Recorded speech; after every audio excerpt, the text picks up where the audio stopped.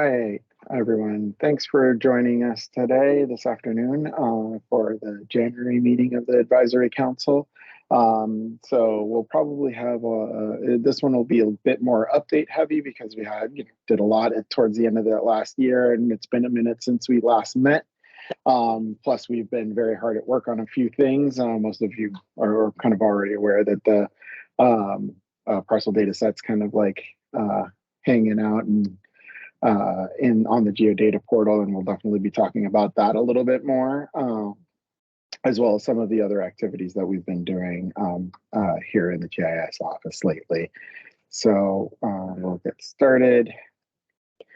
So just to kind of go through our usual format, just to remind ourselves, we'll go through some introductions and use that as a way of taking attendance. I'll go through a couple of introductory remarks and then open it up for public comment and meeting administration. I don't foresee having much to do in terms of like meeting administration itself this week, this session, other than a couple of reminders, and then we'll dive right into the priority topics and working group updates, and then the couple of big high level items that we're going to be talking about is the update on the aerial imagery and LiDAR acquisition and the parcel collection and aggregation process, with the kind of talking about the statewide parcel data set that we have now published on AGOL. So to start off, we'll go through introductions, and so we'll just go right down the list as you see it there. And just kind of introduce yourself and say that you're here. So I'm Alfredo Herrera, I'm the GIO. So if Scott could go next, please. Hi, Scott Gall, OPM, CDO, here, eating lunch. Hi there, my name is Stuart DeLand with CTT. Greg Ciparelli, Connecticut DOT CDO, filling in for, we have a vacancy in our GIS coordinator position.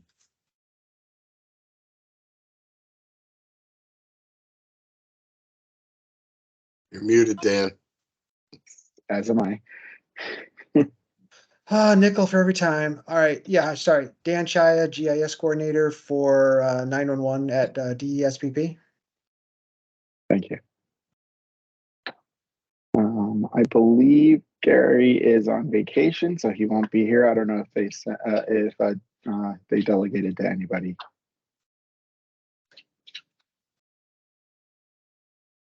All right, moving along. Eric. Hi, I'm Eric Snowden. I'm the IT and GIS manager at the Capital Region Council of Governments. Mark Hoover, I'm the GIS director at MetroCog. Ted Dimkowski, GIS analyst, Town of South Windsor. I don't know if John is on the meeting. I think Emily, you can go ahead. Emily Wilson, UConn. Pete Samperi, work for UI, but I'm the Pura appointee. Thank you. Megan McGaffin, General Assembly, here from SLI Consulting. Excellent, thank you. And last general appointee is still vacant. Yeah, so moving right along. Wrong window. All right, so introductory remarks. I think so. The biggest thing I just wanted to kind of get out there is there has been a change in the GIS office org chart. As many of you may or may not know, David Lukens left us at the end of November, for the private sector. His loss has been greatly felt, but we've been continuing on and thriving despite that fact. We are well into the process of hiring, trying to vet the list and schedule interviews now. So we'll talk a little bit more about that later. But other than that, that's like the big kind of thing I wanted to cover right off the bat with regards to the GIS office. From there, we'll dive right into some of the priority topics and the updates. So as we see here, first and foremost is the annual report, broadband mapping, and all of this stuff. So we'll dive right in. So GIS annual report, we have to produce a report for the State Planning and Development Committee. Every year, the OPM has been required to do this since about 2014. I've done the last year and this year's. I will say that the document has grown. Thanks in no small part to the fact that we are doing more and more things and interacting with more and more agencies and other entities. So far, I've gotten a lot of positive feedback about it. And really, I kind of wanted to highlight a couple of things here that are, while they're not necessarily explicitly mentioned in, one of them is not explicitly mentioned because it hasn't yet been released, but I did want to talk about it here, is the housing data dashboard. We have been working with the Office of the Governor to develop a housing dashboard using state data and census data to kind of provide a really high level overview of housing and the different criteria that go that kind of people look for with housing in the state. Sarah Hurley has been doing a fantastic job of kind of getting the functionality in the dashboard kind of going. David, this is one of the last projects that David was working on. So he did kind of some of the foundational data work to kind of piece this together. And then we've been kind of iteratively working with other members of the wider DAPA team to make sure that it looks and functions and tells the stories that it needs to tell.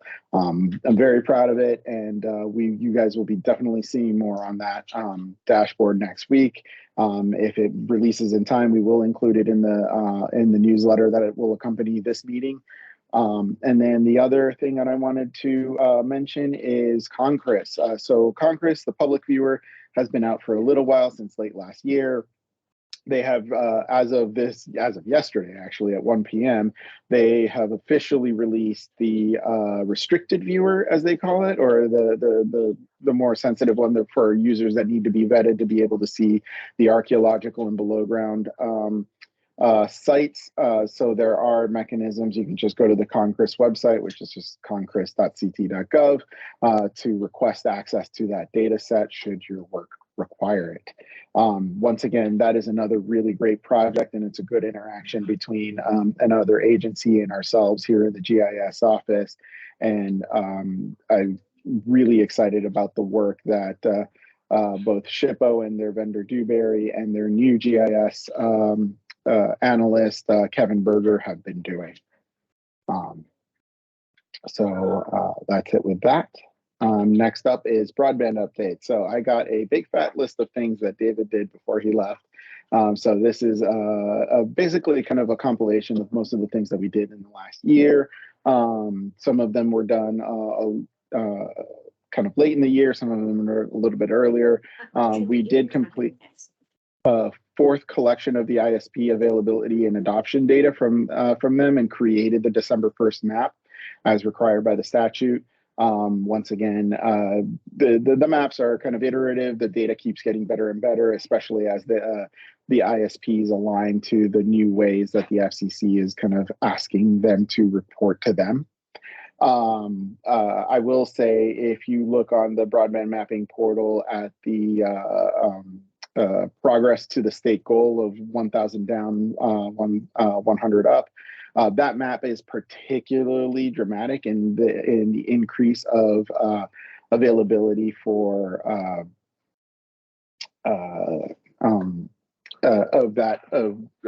basically internet connections at a gigabit. It's quite impressive how much it has grown in the last 3 years, or even just since we've started collecting the data. Beyond that, we've been assisting DEEP in their efforts to do their broadband planning and grants deployments and various different things. We've been supporting the CET's work with the digital equity plan. We've been presenting to the COGS and CCM on the various different topics related to broadband. Most of that was done by David before his departure. And then lastly, we kind of really helped out with the CTV proposal by compiling a list, a very specific list of community anchor institutions for the whole state. So things like schools, hospitals, medical centers, libraries, and et cetera, just to be as comprehensive and specific from specific sources as possible. So we were able to complete that late last year. So that the DEEP could include it in their BEAD proposal. To reiterate, David Lukens left in end of November, and we are in the process of about to begin interviews for the new GIS coordinator position. We changed the name of the position from broadband mapping coordinator to GIS coordinator to reflect some of the other things that kind of David had evolved the position into. I will keep humming along. If anybody has any questions, please feel free to raise your hand and let me know that you have them. So next up, I believe this is Carl's topic. So I will pass it along to him to kind of talk about the regional outreach and communications plan. Hi, everyone. Can you hear me, Alberta? Yep. Okay. Good afternoon, everyone. Again, I'm Carl Zimmerman. So this is just a few slides on our work that is going to be occurring regarding outreach and coordination. The strategic plan has a bunch of objectives related to engaging the stakeholders, and so I'm going to go through a series of proposed tasks for the year, and then if you all think we are covering or not covering the stakeholders well, please let us know. So the first thing is about going out and seeing the cogs. How do we go forward when you take control? Where's the I don't have the button. There we go. All right. So we will plan on going to see each of the 7 cogs and find basically do a listening session where we talk about parcel needs, data needs, delivery, addressing and other ongoing issues. And our intention is to have a sit-down session where we can talk about individual needs in the different corners. Next, Alfredo. This past week we started a series of meetings that are going to be ongoing over the next 3 to 4 months, where we're going to talk to the cogs in each of the 4 regions that are going to where we're getting imagery, LiDAR, and GIS data delivered. And so part of this task is going to ask for support and feedback on the data, which is very large. More on that later. Next.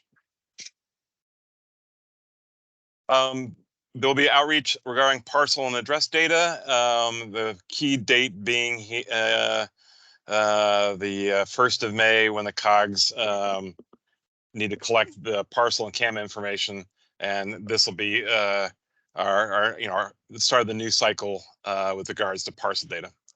Alfredo, next. We, as part of the outreach, we hope to reach people who are, not as commonly part of the GIS community. People like surveyors, planners, engineers, people in recreation, social services, landscape architects. And then in addition, we're going to attend a variety of conferences at different levels of government.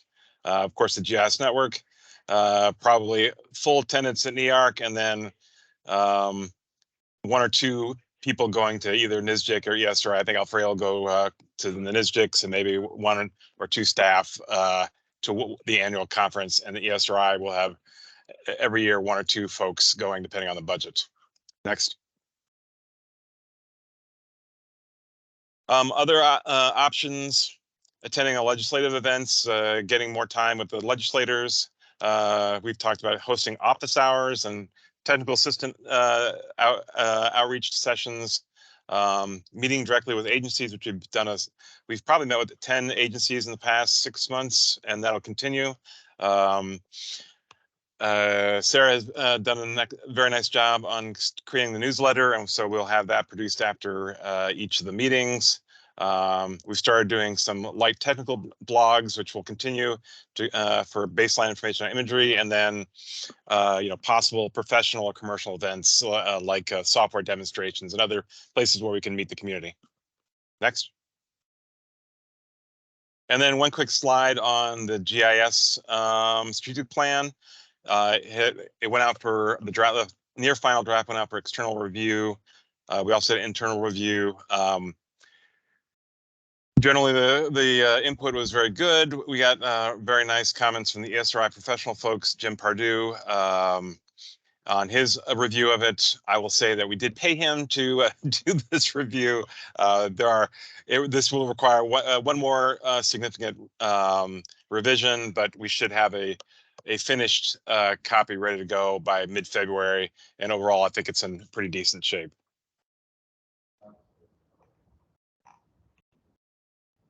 All right, I'd like to take a quick pause here to see if anybody has any questions on any of the things that Carl has gone through.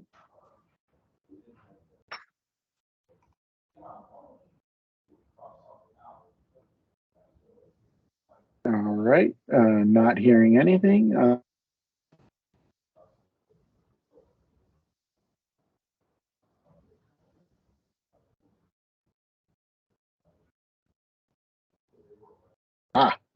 The mute button. Sorry. We'll move on to talking about the a follow-up on the addressing and E911 discussion from the presentation that Dan Jaya provided at the last meeting. So that was a really good discussion on kind of like what the process has been so far, and kind of like what kind of things that are needed to kind of help shore up that data set.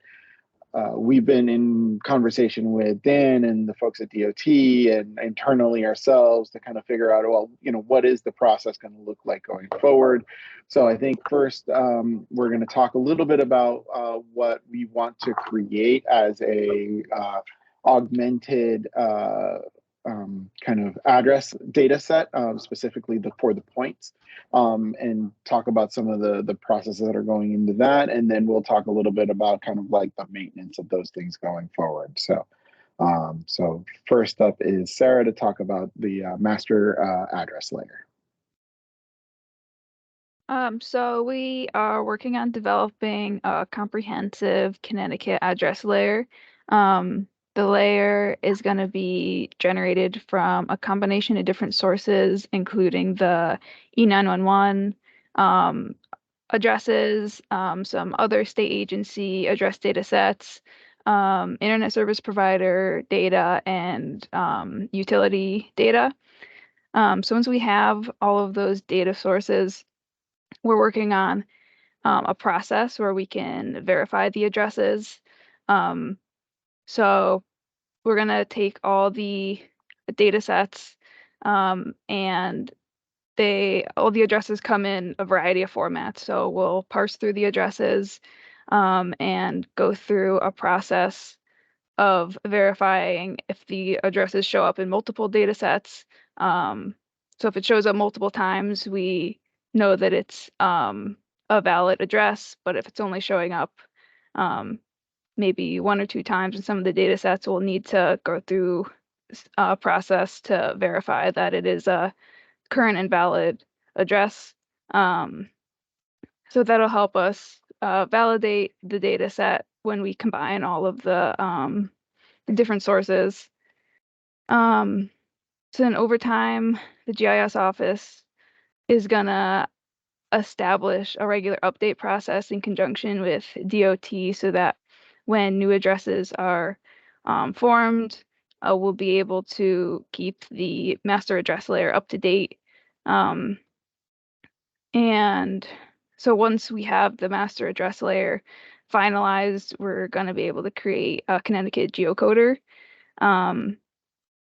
So we'll be able to use the most complete version of the master address layer points backed up by the parcel data and also centerline data from DOT. And then down the line, we'll be able to further improve it by integrating the building footprints from our imagery data. Thanks, Sarah. A couple of little points of clarification. Obviously, Dan would be helping out with this stuff and his insights and processes from DESPI to kind of help augment the data and make sure that like the things that he needs to import them into the E911 system are there and working. As you know, we can imagine that's also very important. And I think one of the challenges and the reason that we're going through the effort of kind of collaborating with DOT on the center line is because the current center line that's being used as the by DESPI has some serious licensing agreements associated with it. And in order to use it in the public facing geocoder, we would have to derive something else. So the plan there is to kind of use the foundational geometry from the DOT to kind of, and then fill it in with some of like the private roads that had not yet been tracked. I know that process is kind of still kind of very tentative and ongoing, but there has been some progress made on that front. And then really the goal is to bring in a lot of the address range information that is contained in the data sets that Dan works with to make sure that we have a version of a center line that we can use publicly in a geocoder that we provide. So that's kind of like some important additional context on kind of like the big initial push to make sure that we have like a really good data set to start with, and then as always, maintaining that going forward is a separate challenge. Greg, go ahead. Sure, Alfredo. I appreciate all the work that's taking place between your office, Dan, over at DESPP, and then the DOT, right? And I think you did a great job of highlighting some of the considerations that we have here. Traditionally, the DOT, when we were maintaining centerline data, was maintaining centerline data just for public roads, publicly accepted roads, right? But we know addresses exist beyond that. So I know this project has kind of started and stopped a couple of times. We do have a software dependency that we're waiting on internally at the DOT that would give access to a lot of this information for editing purposes and expansion of the network to cover the rest of that. So I appreciate everyone's patience there, but I think the end product when we get through here is going to benefit everybody exponentially, really, like even internally us. With some of the safety requirements that we have related to Meyer and Arnold and our HSIP, like having access to some information on these private roads that we traditionally wouldn't have maintained in our LRS is going to be hugely beneficial. The big benefit too, obviously, single center line that is redistributable. Like it's just, this is a home run, and I appreciate everyone's efforts here.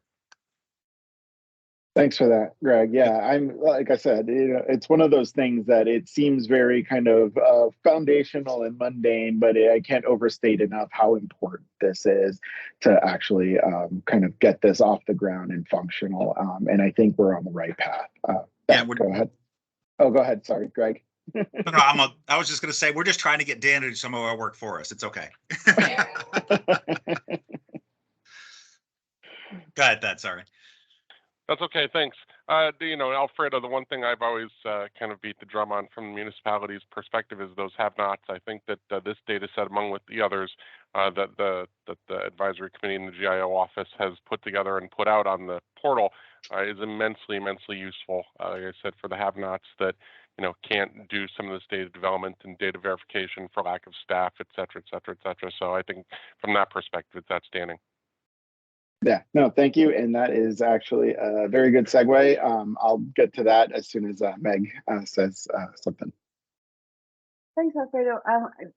Not to muck up the works and muddy the stew or anything, but OpenStreetMap, you can get their data downloaded for Connecticut, and it just might be a good, in terms of road center lines, a good third source just to cross-check for private roads and things that aren't necessarily in the DOT data or in the DESP data.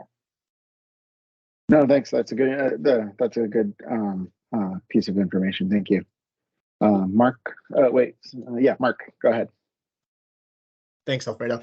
I know I've mentioned this on previous calls, but I think it's really important to make sure that we work with, municipalities, the CAD vendors, working with dispatch, just because we have this great statewide data set, but to update it in their local system, it's still a very cumbersome process. And even if we have a great data set, if there's nobody at the town that can work with these vendors to update it, it's going to cause some issues. So I think maybe understood.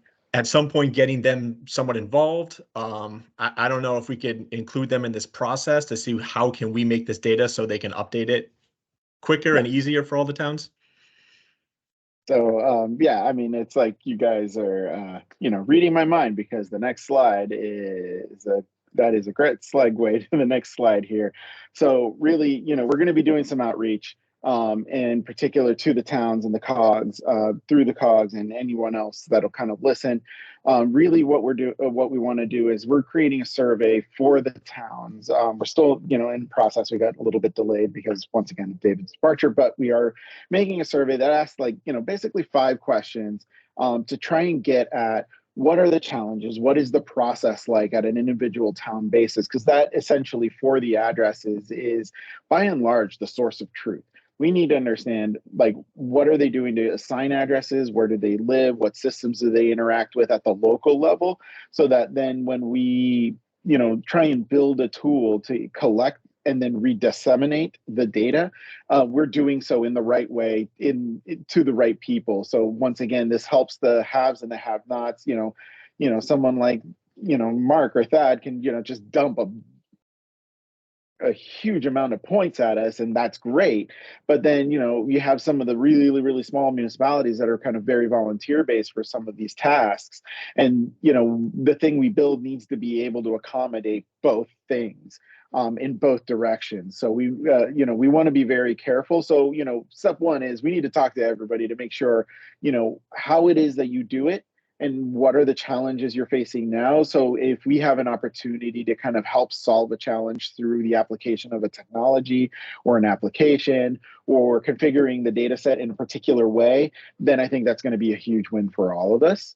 The idea really here is, as it states on the slide, to kind of build a sustainable process for updates that can catch the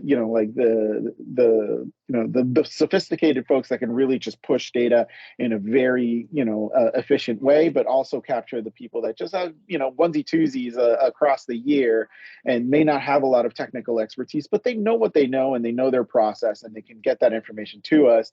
And then maybe if there's some documentation or if we format the data set in the right way, then the vendors that they work with to import the information into those CAD programs can more easily integrate that data and make this data set a bigger benefit for everyone. Greg, you had a question?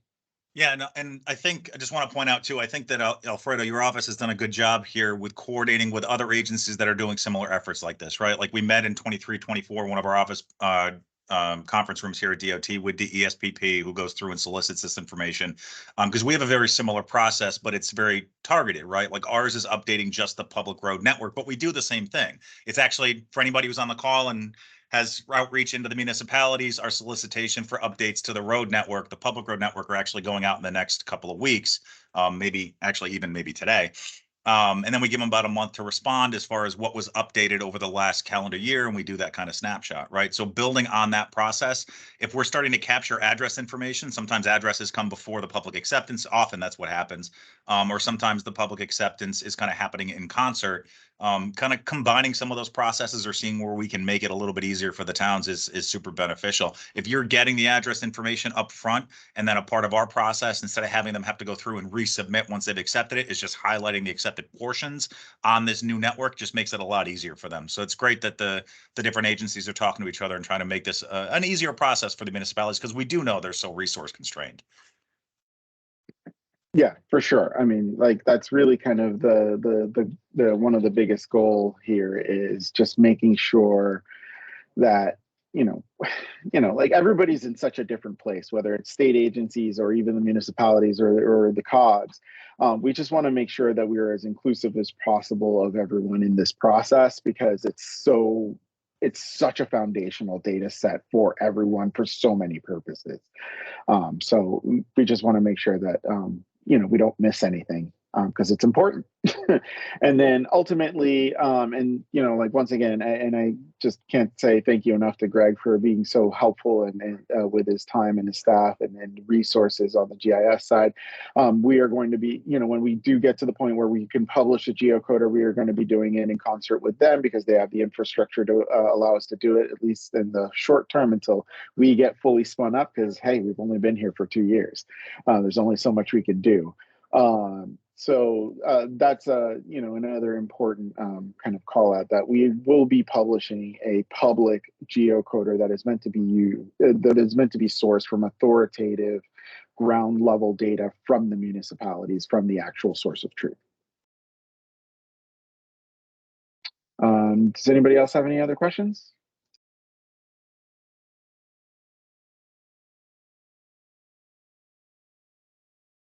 All right, moving on and back to Carl.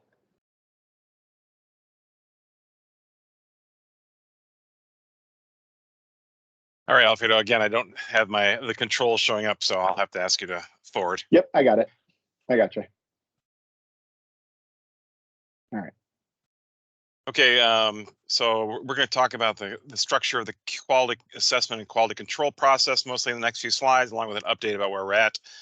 First thing to remember is that we have 4 delivery blocks that are going to occur in serial. The imagery in block 1 has been reviewed and has gone back to the vendor. So that's going to be the first thing that will come back out is the imagery for block 1. Shortly at the end of the month, we'll see the first GIS, LiDAR, and elevation data return, and that will be reviewed. And then hopefully in the next week or so, we'll start seeing block 2 come in. So the southwest area of the state, WestCog, MetroCog, and NVCog are all going to be seeing their data next. Next slide. As I mentioned, block 1 has been delivered and the review completed. I'll show a bit more information about about what we found.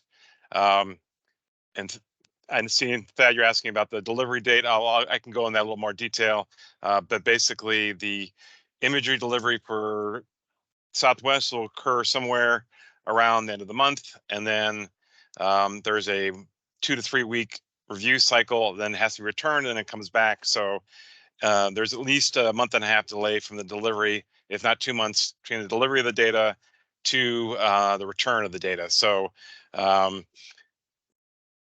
probably the Southwest will see the first imagery delivery in April. The central part of the state March. Central part of the state mid-April, and then eastern part mid-May.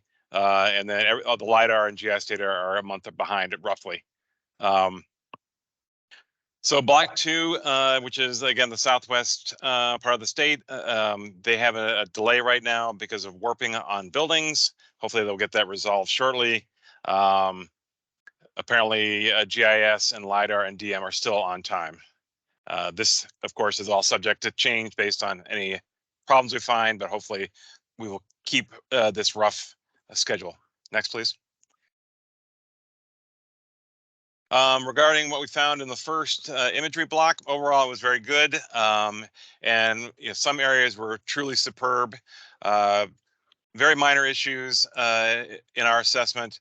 There were some hot spots and streaks on the lakes. Some of the the ridges running the north-south ridges, but with east and west facing slopes, they were very dark because of the time of day. They're going to lighten those up. There was, in fact, a little bit of snow.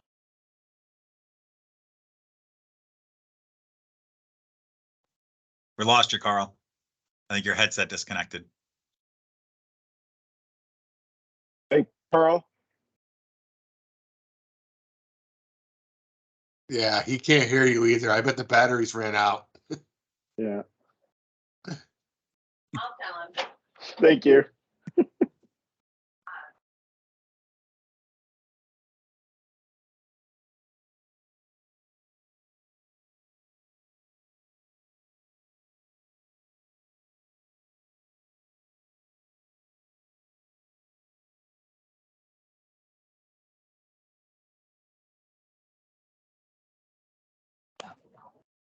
How does that sound? Okay. Sorry about that. So how many slides do we need to go back? One slide? Okay.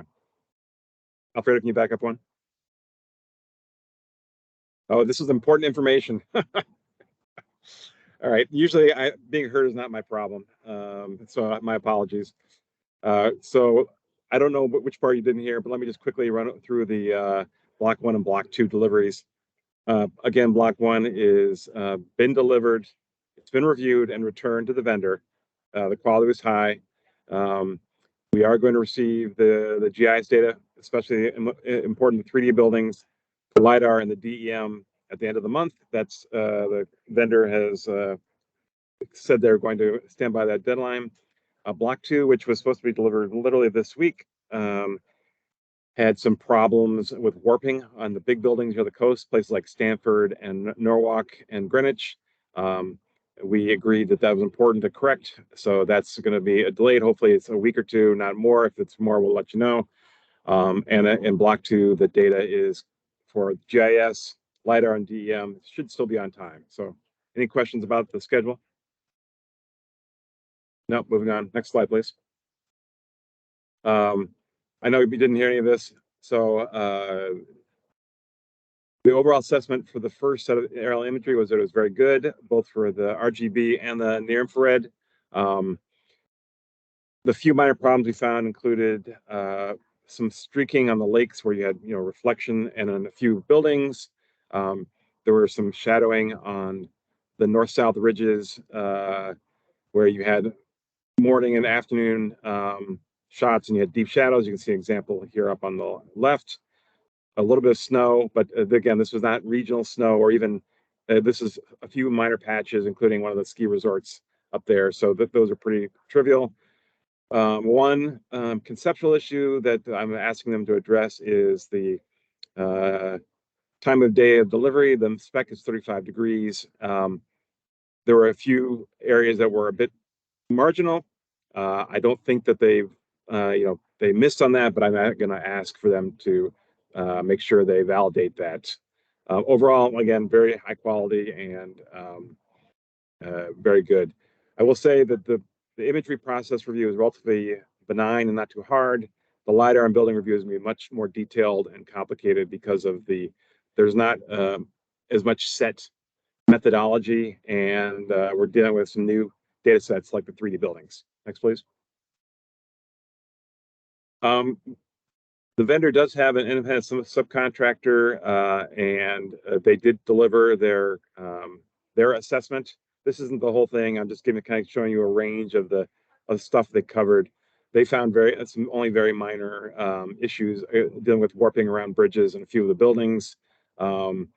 Again, this gives us a basis for our own review, and we will continue to receive reports like this after every block.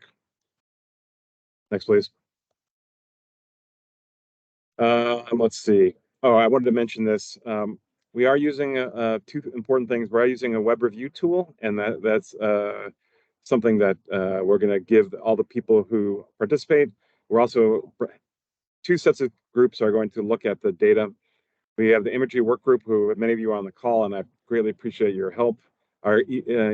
Those people are all going to take one specific task on and look at something like, I'm looking at Stu right now, 1 foot contours across the state, 3D buildings, LiDAR classification, the kind of overview, the GIS office look at the overview. That means our minimum specs met. Do we have the right data? Are all the tiles delivered? Are they meeting basic minimum standards for LiDAR classification? And then the COGs are going to help out with imagery and 3D buildings. We had the first meeting with them, one of the COGs, or one of the groups of COGs this week. That was the Far Western COGs, several of you on the meeting. And I'm putting together a bunch of specification materials, and we'll meet with them individually to go over things that they can help with probably next week and a half or so. What they'll do is look at probably the downtowns and critical buildings. No, it'll be a very small fraction of the total data, but the data that they most care about and are most visible to their constituents. So we do have multiple layers of feedback. along with the subcontractor that is doing their own review. Next, please.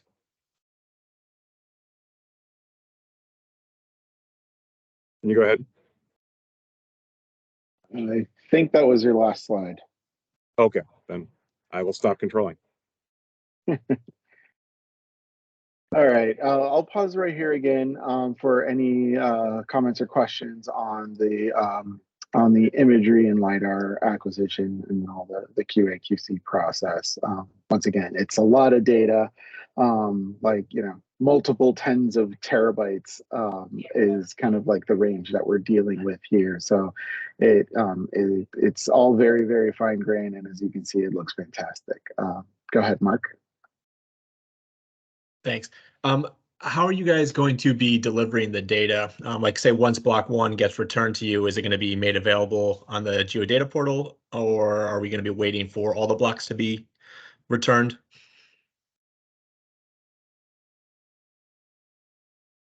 Let's see. Alfredo, do you have a good answer for that? I don't know. So I think I don't know that we've completely hammered down quite what that process is going to be like. I think we have some further conversations with Emily to see kind of, because the plan is that at least with the imagery to host it through CT Eco. We may be, I believe the plan, as last I remember, and Emily can feel free to correct me if I'm wrong, is to you know, iterate through the different blocks as they come out. I know that Dewberry is going to be helping produce the overviews and kind of do some of that computational heavy lifting to kind of help out as well. So I think the plan currently is to produce like the blocks, and then once everything's together, we'll kind of redo the service and have one big fat one. Does that sound right, Emily? You can correct me if I'm wrong. Yeah, pretty much. We are only going to publish the final deliverables. So as Carl said, there's this in between during QA/QC that we sort of have the data, but it could change. So we are not going to do it twice. We're going to wait for the final. I will say for some of you that need very large areas, the whole state, don't wait for the download tool. Get in touch with me or one of us, and we'll get a hard drive going. It's really not worth unzipping everything and dealing with that. So I know we have some really heavy users on this call who are going to want the whole state. So let's talk about that offline, because we don't expect a fully functional download tool till we have the full data set, which, you know, is going to be very late spring, summer, which I know some people are really anxious to get it for that. All right, thanks. Alfredo, we have a request to see the delivered date slide and the block slide again. Yep, so I backed it up to the block slide. So these are the blocks. So as you can see, the first one is Northwest Hills. The second one's down in the southeast corner. We're not seeing and that, then Alfredo. Oh, okay, that's weird. Hang on, let me reshare. Just a second. Trying to be proactive and it didn't work. All right, can everybody see that now? Okay, cool. All right, so as you can see, here's the blocks. So the blocks 3 and 4 are basically vertical bands across the state, with the first block kind of, the first 2 blocks kind of dividing the north and south. I think it's mainly, I'm guessing it's kind of like a production ramp up kind of situation where they're kind of starting a little bit smaller and more manageable before they really kind of get after it on the. I can. It was because they have absolutely no true ortho in that first block. That was why they did it that way. Aha! There we go. All right, and then here is the data delivery timeline. There we do have an update on both the CT Eco and the GIS website that has a version of this table, so we can add that. If Carl, if you can add that link in the chat, that would be helpful for folks to make sure that we can see the updated deliverables. And so we will be posting updates both to the OPM GIS office website and through the CT Eco blog that they have set up for graciously allowing us to post updates there. Any additional questions on the imagery and the QA/QC process and deliveries and stuff? All right, moving right along. So the other big topic is parcel collection and aggregation. So as you all may know, we've been working on the collecting the parcel data as kind of required, over the last few years. But one of the things, it's like now the GIS office is here, we have some capacity. There's like 4 or 5 of us for most of last year.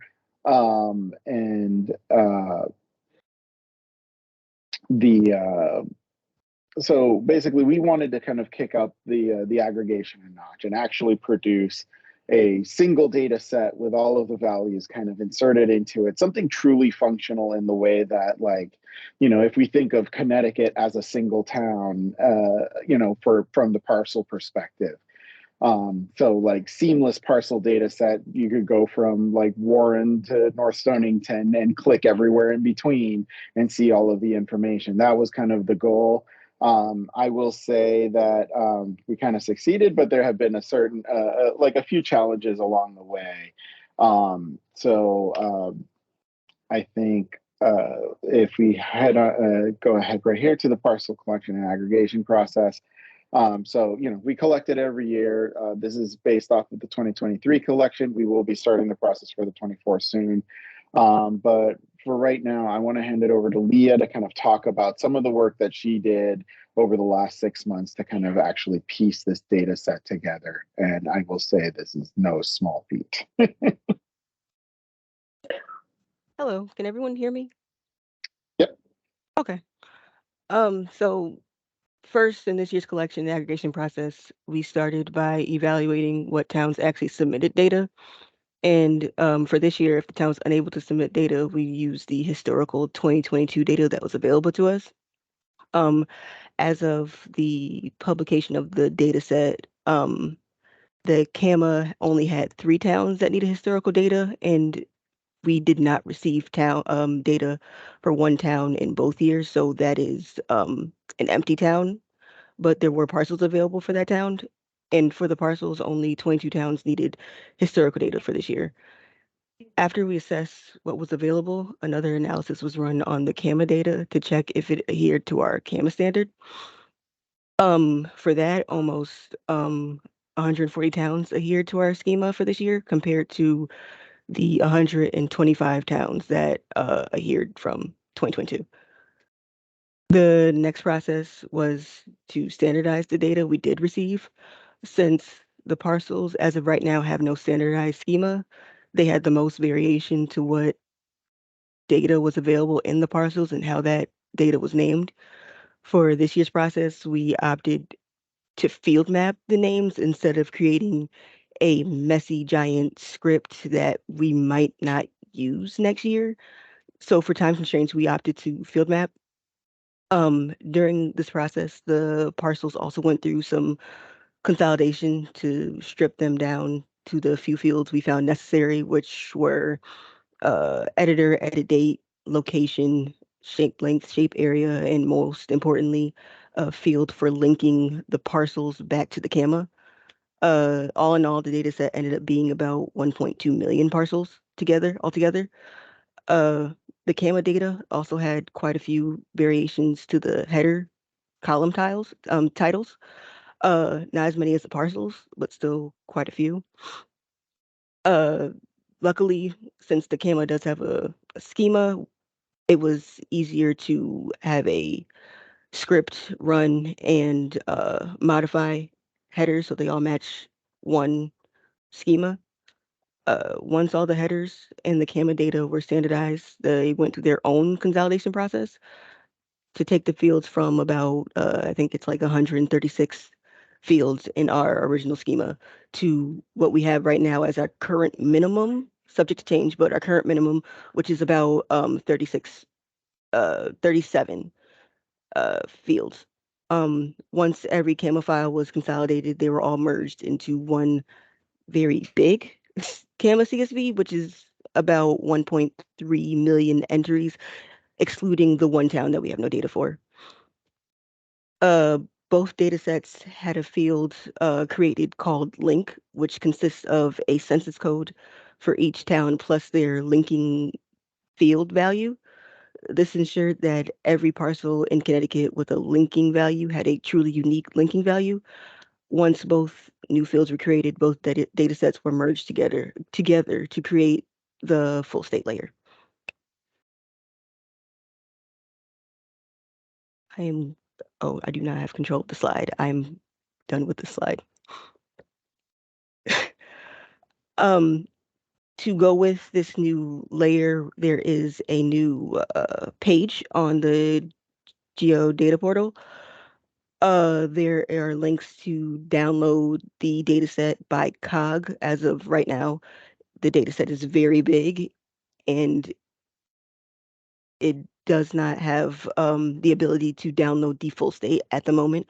We are working on that, but as of right now, you can get each individual cog to download as a file geodatabase if you would like it. There are also supplementary details and resources on the process and on the statute that gave us this process.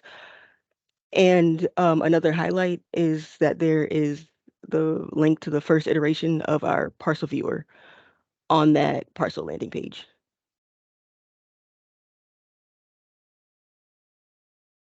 Here, I'll pass it off to Sarah to talk a little bit about the parcel viewer, since she's the one that kind of built that tool for us.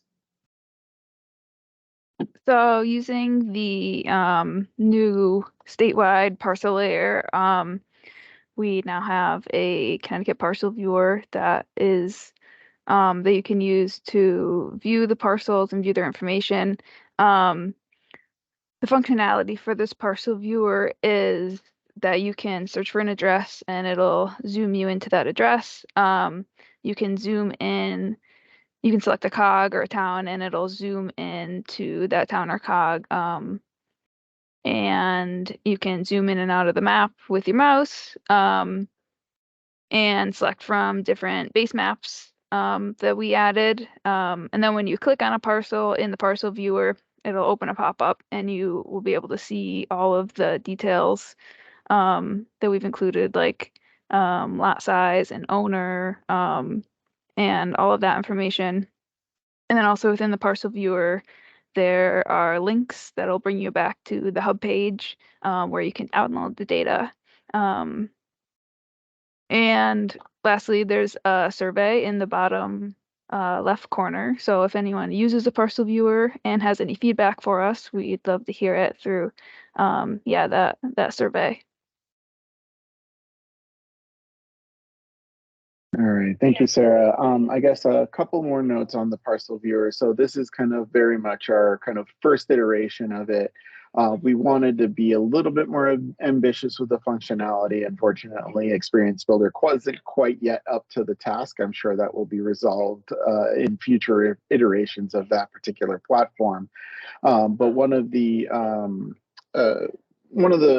bits of functionality that I think is going to be really important for this particular viewer going forward is the ability to filter without borders, if you will, across the state. So like if you wanted to see, every lot, every parcel larger than 5 acres valued at less than $1 million, you can do that and not be constrained by having to do it 169 times. So that is a bit of functionality that we do want to make sure is enabled in the future. We're just waiting for the technology to keep up with our ideas, as I'm sure many of you have experienced before. Yeah, I'll pause here for a second, and I just want to say once again, thank you to Leah and Sarah for their hard work on this. The data set is really, really great. Obviously, there are still technical hurdles, and when you're talking about data sets that are like 1.2 some odd million parcel records, and they each have 40 fields, it gets quite large very quickly.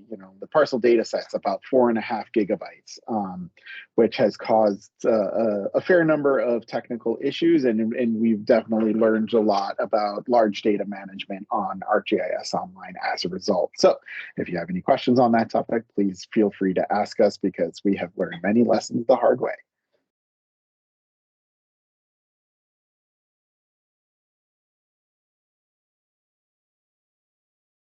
ahead. Any questions, comments on the parcel data and the viewer?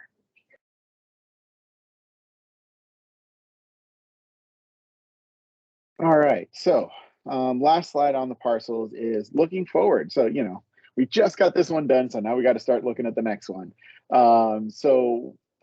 Just to kind of, you know, give a little bit of an idea of kind of where we are or where our head is at as far as like, you know, making changes for the next collection. If we make any changes to the schema on the CAMA side, it will be incredibly minor, maybe an additional single field that we've identified that might be useful.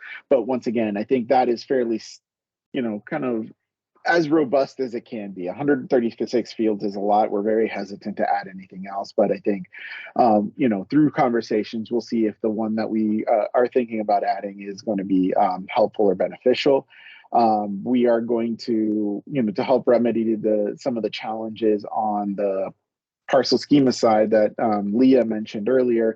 We are going to ask for a standard schema for the GIS parcel side of the delivery. It's not going to be anything crazy, and it will likely be way lighter than anything that you would house for yourself. Primarily, it will probably be that kind of minimum you know, field count that Leah kind of discussed earlier, where it's basically the link field, the location field, and then the editor tracking information and you know, things like that are kind of relevant to the digitization of the parcel itself, but not necessarily sourced from the CAMA. So that's really kind of like the what we're after with kind of really kind of refining the schema that we're going to be asking for on the parcel side. And then, but really where it comes down to it and where the bulk of the work is going to be as far as the outreach and communication with everyone is we really want to make sure that we pay a special attention to the link field between the CAMA and the parcels to make sure that it is as correct and as clean and as, you know, complete as we can, because that's really where the value, and I think that's really where the biggest benefit is in putting some work into. So we will be having, as kind of Carl alluded to, we will be doing outreach to all of the CABs and the municipalities on various different topics. This is definitely one of those. We will be talking to the vendors as previous years to the CAMA vendors.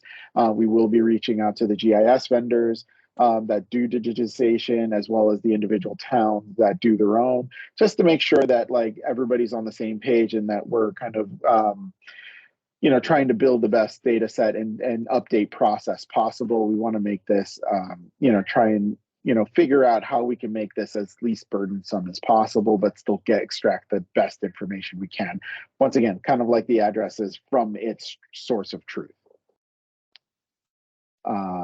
So that is the parcels kind of wrapped up. Does anybody have any additional questions or anything that we didn't cover related to the parcels and the process surrounding it?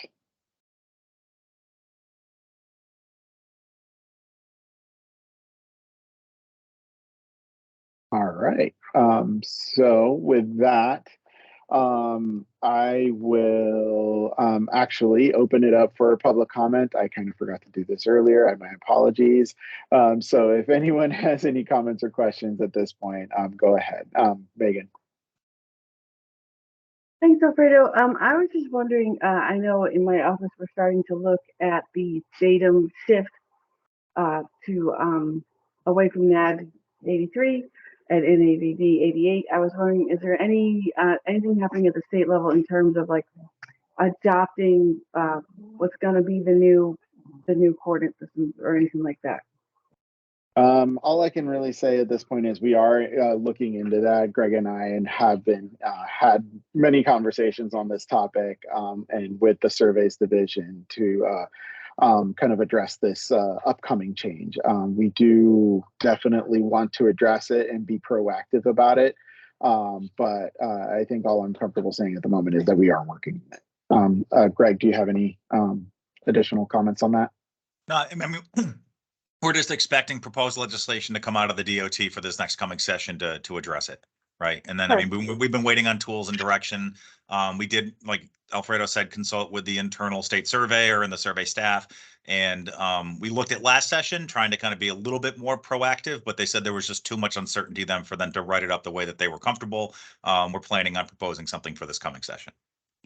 Thank you very much. And yeah, and in addition, we also have had conversations with the folks from the National Geodetic Survey to kind of get a little bit, try and see how much information we can glean from them and kind of what's coming on that front as well. So we've been in communications, across various levels.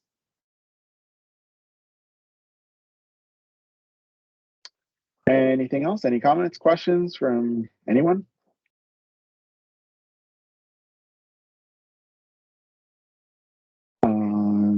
Yes, so to answer the question in the chat, someone had tried to download the full data set. That is not yet possible due to some technological challenges.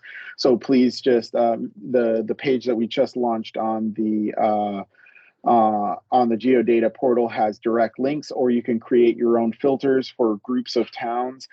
We've tested it and it does work by cog. So if you download, if you filter by the cog, toggle the filter on the download page, it will download. It may be a little slow, but it will come down. It's just the full data set is just too big. And as also a kind of a technological note, there is no possible way to download the whole data set as a shapefile because of the size limitation of 2 gigabytes on shapefiles.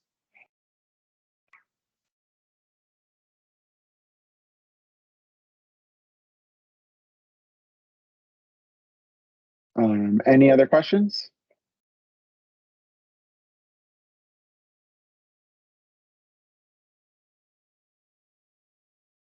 And then one last kind of just remembered kind of acknowledgement. I want to thank Peter from UI for sending us some of the address information from that they have to help us kind of like complete our data set. We were also able to kind of get a similar data set from their counterparts at Eversource. So those are definitely some incredibly valuable sources of data to help complete the a full master address layer, and I really appreciate your cooperation with that. Anytime, just let me know what you need. Thank you. All right. If you have any other questions, if you have any follow-up questions about downloading the data set, please feel free to reach out to anyone on the GIS office team via email.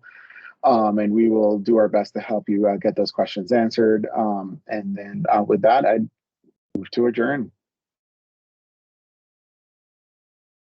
All right. Thank you all and have a good weekend. And we'll see you in a month. We will be having another meeting at the end of February. Thanks, Alfredo.